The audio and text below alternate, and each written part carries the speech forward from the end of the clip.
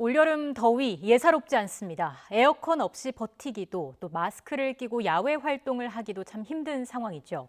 다음 주 본격적인 무더위를 앞두고 온열 질환에 특히 유의해야 할 시점인데요. 관련 예방법과 주의사항까지 전문가에게 자세히 들어보겠습니다. 김경우 서울백병원 가정의학과 교수 전화로 연결돼 있습니다. 교수님 나와 계시죠? 네, 안녕하세요. 네, 지금 날씨만 보면 이미 한여름 같은데 기상청은 다음 주에 더 강한 무더위가 찾아온다고 예고를 했습니다. 올해 평년보다 좀 더 빠르게 이렇게 폭염이 시작되는 그 이유를 간략하게 먼저 설명해 주실까요?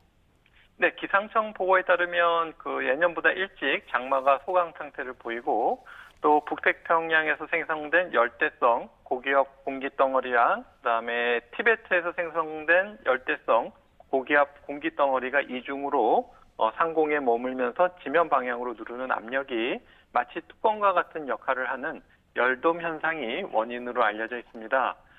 고기압성 기단이 대기의 흐름이나 구름도 없애고 또 태양의 복사열로 뜨거워진 지면의 공기가 빠져나가지 못하고 계속 정체되면 기온이 올라가게 되는데요.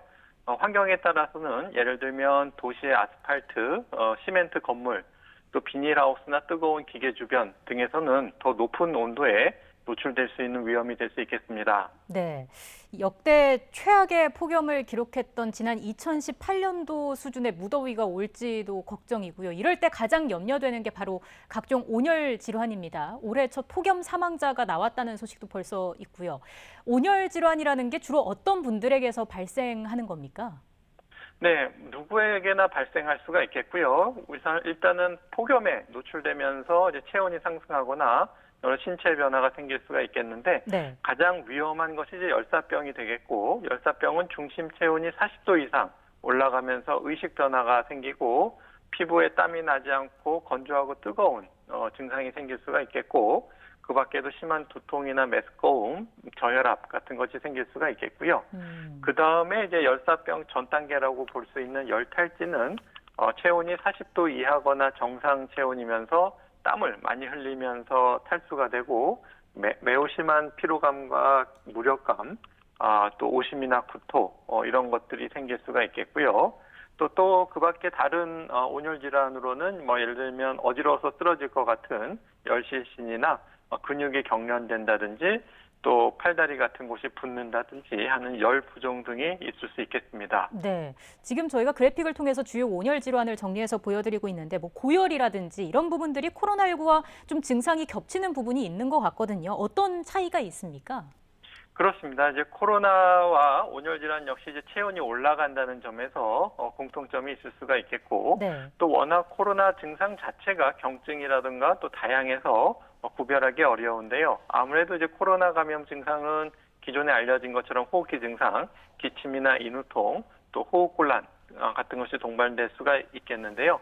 아무래도 이제 온열 질환은 이러한 질환의 발생이 폭염의 노출로 발생했다는 이런 병력이 단서가 될 수 있겠습니다. 네.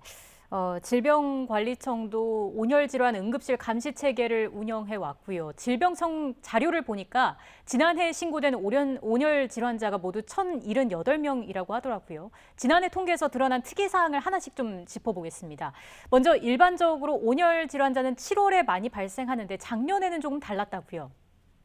네, 그렇습니다. 아무래도 이제 뜨거운 기온에 노출되는 시점이 언제냐에 차이가 있을 수가 있겠고요.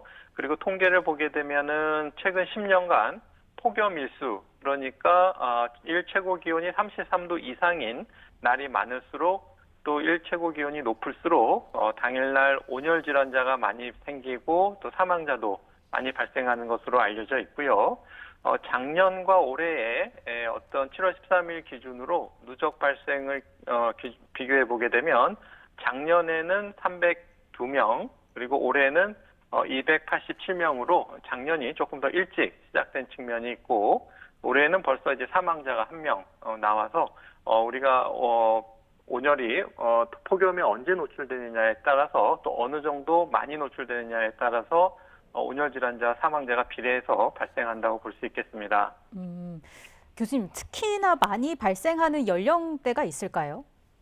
네, 아무래도 고령층의 어르신들이 좀 노출되실수록 온열 질환에 더 많이 이완되실 수가 있겠고, 예. 또 어린이라든가 또 만성 질환을 가지신 분들이 이 똑같은 정도의 폭염에 노출되셨을 때 아무래도 온열 질환이 많이 발생할 수가 있는데, 물론 이제 건강하고 보통 야외에서 많은 일을 하시는 분이라고 하더라도 아무래도 폭염에 노출이 많이 되게 되면 건강하셨던 분들도 온열 질환이 생길 수가 있기 때문에 아무래도 이렇게 폭염이 많은 시기에는 최대한 노출을 피하고 자기 증상을 일찍 발견하는 노력들이 매우 중요하겠습니다. 네, 미리 좀 대비를 하고 예방을 하는 게 중요하다라고 말씀을 해주셨는데 외출을 자제하는 것 그 외에도 어떤 예방법들이 좀 있을까요? 네, 우선은 충분한 수분 섭취가 매우 중요하겠습니다. 아무래도 땀을 많이 흘리고 또 그만큼 탈수가 잘 될 수가 있기 때문에 충분한 수분 섭취, 그러니까 갈증을 느끼기 전에라도 충분히 물을 드셔서 일정량의 소변량을 유지하실 수 있도록 많이 드셔야 되겠고요.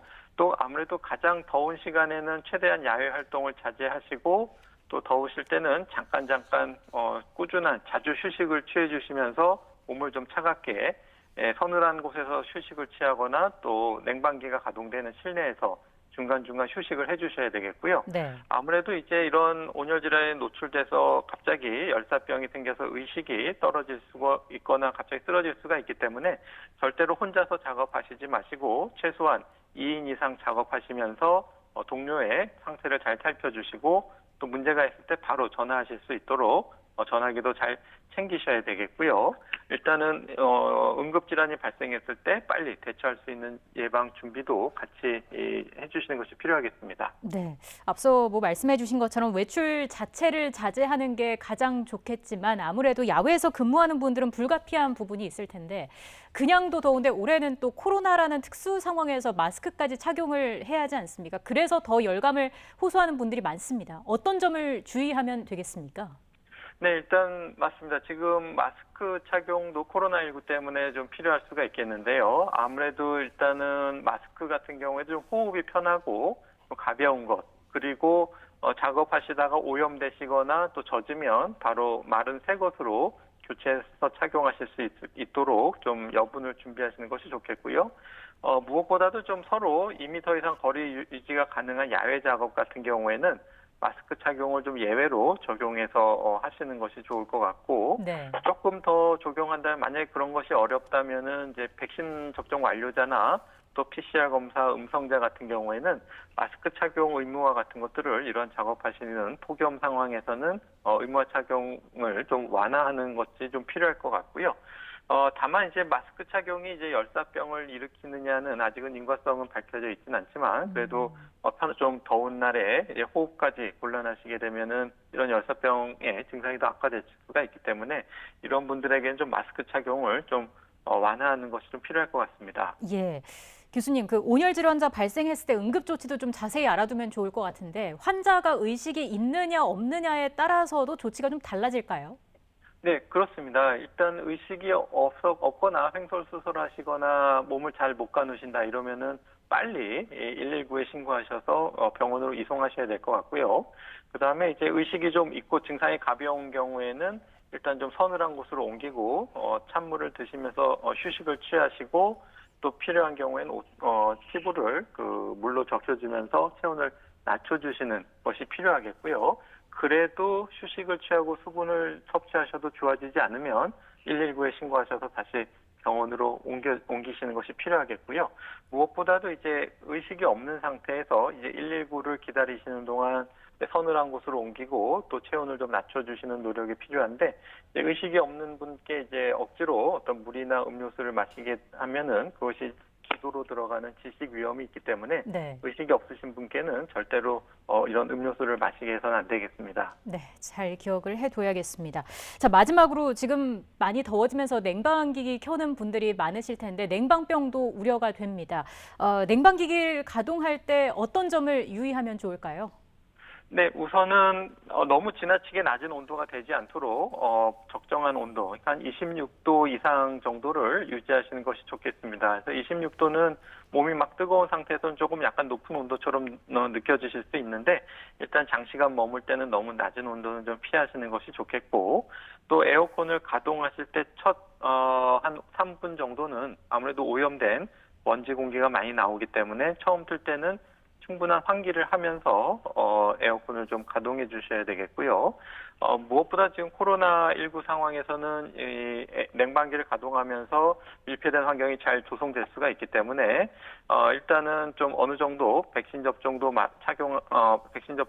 맞으셨고 실내에서 마스크를 착용하시면은 이런 폭염에 노출되는 것보다는 이러한 그 실내에 냉방이 유지되는 환경에 계시는 것이 특히 이제 고령의 어르신들 같은 경우에 그리고 특히 거주 지역의 냉방 시설이 취약하신 분들께는 이러한 더위를 피하실 수 있는 무더위 쉼터 이런 것들을 적극적으로 이용하시는 것이 필요하실 것 같습니다. 네, 여름철 건강 유의점들 자세히 짚어봤습니다. 지금까지 김경우 서울백병원 가정의학과 교수였습니다. 오늘 말씀 고맙습니다. 네, 감사합니다.